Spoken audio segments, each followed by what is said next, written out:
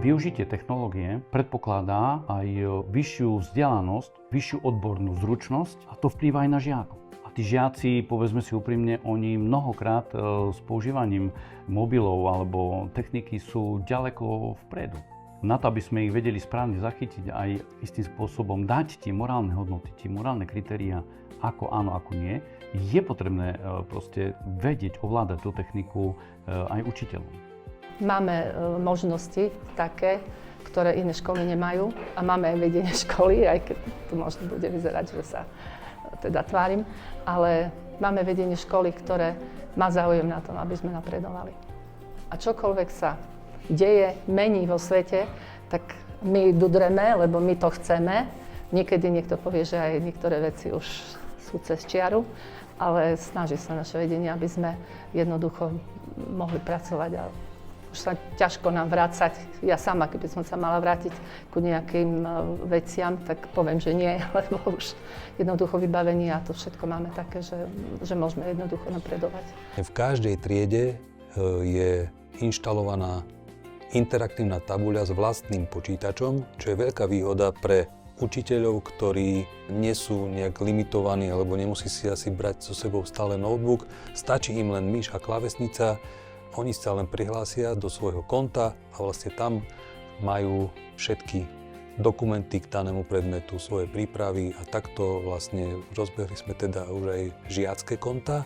Takže v tomto smere môžem povedať, že naši učitelia sú na tom veľmi dobre, čo sa týka gramotnosti, aj hlavne vďaka školskému digitálnemu koordinátorovi, ktorý stále predstaví nejaké novinky v rámci porady a teda myslím si, že môžem pochváliť našich učiteľov.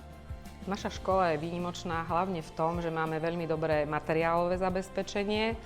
Máme odborné učebne, v ktorých môžeme realizovať rôzne aktivity, ktoré sú s implementáciou tých nových prvkov. Čiže neskúšame sa len takouto testovou formou, ktorá je veľmi neobľúbená u dnešných detí, ale napríklad používame rôzne online testovania, kde dieťa môže si natrénovať tú problematiku a kým sa nedostane nad 90%, tak teda zapne si to viackrát. Teraz, keď nastupuje umelá inteligencia, to sú obrovské veci, ktoré prichádzajú do škôl, ale aj do spoločnosti ako takej. Sú ľudia, ktorí sa nekamarátia s technológiami ani s programom, berú to ako nutné zlo, ale sú ľudia, ktorí sa učia tie veci využívať. Niektorí ich používajú sústavne, pretože je to pre nich parádna vec. Pre niektorých je to super objav.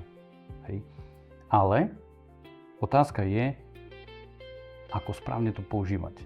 A tam už nastupuje aj ten digitálny koordinátor, ktorý musí byť o niekoľko krokov vpredu, aby vedel správne posúdiť, vybrať program, prípadne nástroj, podsunúť vzdelávanie, ktoré posunie toho učiteľa na to, aby vedel správne používať jednotlivé prostriedky, programy, aj umelú inteligenciu pri tvorbe plánov, pri tvorbe hodiny ako takej, pri tvorbe pomôcok. Aby sa vedel orientovať vo vzdelávacom prostredí ako takom a čo najlepšie vedel to podať potom tomu žiakovi, aby ten žiak z tej hodiny odišiel poviem, taký plnší, taký možno viac aj s otáznikami, aby ho to bavilo, aby sa rád vrátil do tej školy na ten vyučovací predmet, aby to šlo takýmto spôsobom ďalej, aby to bolo viac motivačné. Školský digitálny koordinátor nám pomáha vlastne vo vzdelávaní, pomáha nám navrhnúť, aké školenia sú vhodné pre nás ako učiteľov.